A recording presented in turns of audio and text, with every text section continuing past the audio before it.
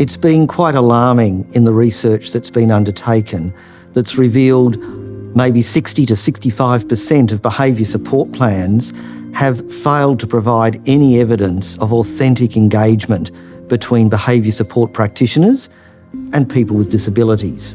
Behaviour support practitioners are trying to protect that client, but at the end of the day, yes, they are protecting the client in some format, but they're also not letting the client have a say either. So it's about the right balance of giving that client that right say, but having the choice of being involved. What we want is for behaviour support practitioners to get people as involved as possible.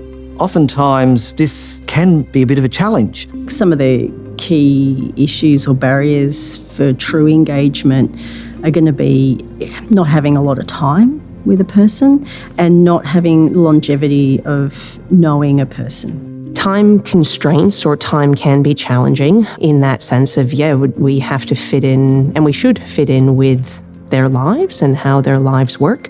That can often require us to be working sometimes outside your typical kind of 9 to 5. A fact of human nature is that there's going to be challenges engaging with people. I think we're all people. We've got busy lives. We've got things going on. So I think connecting with people and being flexible to working with them can be some of the main barriers.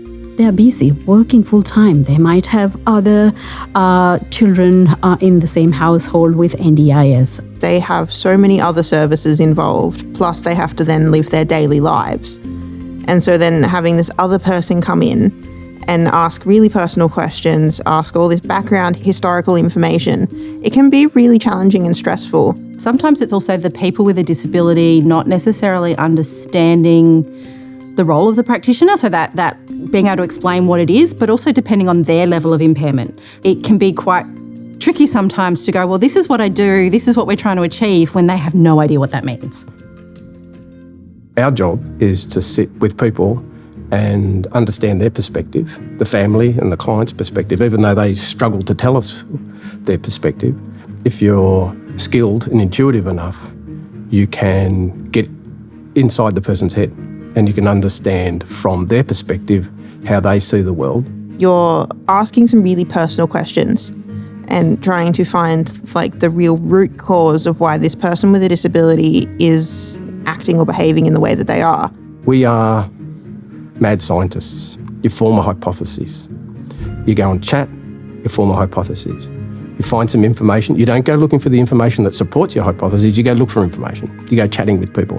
And then the more you chat, the more information you collect, the more this idea coalesces around, I think this is what's going on. This project is really trying to get behaviour support practitioners to think about how they might do behaviour support with and not to people with disabilities. When we're putting together a behaviour support plan, wherever we possibly can, getting their input into it. It's not something being done to them, but being done with them, and ideally that they're doing themselves. They have needs and aspirations. To hear that is vital, and to find ways to access that is the responsibility of the professional sitting on the other side of them. We're people with a disability. You don't do anything without asking us what we want first.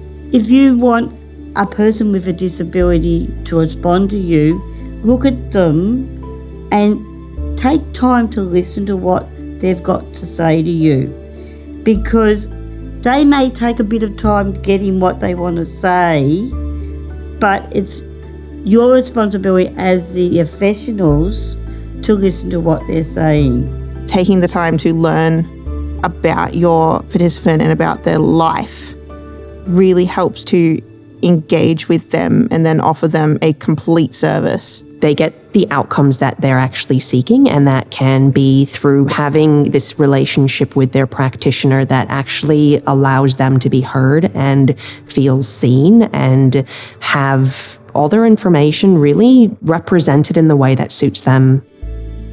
My job is to tell that person's story, because they're not able to tell their story in terms of their behaviour.